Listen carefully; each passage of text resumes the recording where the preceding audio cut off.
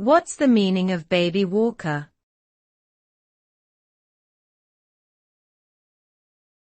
Baby walker.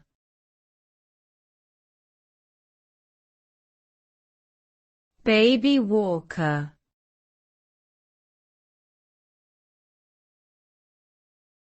Baby walker.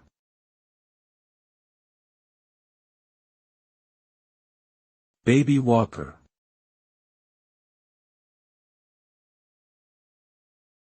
A baby walker is a device used to assist young infants in learning how to walk. It typically consists of a frame with wheels and a suspended seat or tray for the child to sit on.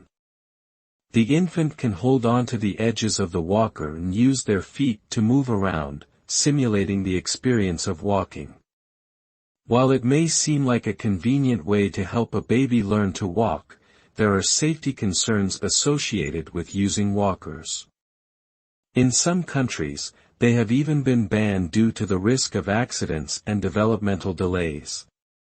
It's important to consult with a pediatrician before deciding whether or not to use a baby walker.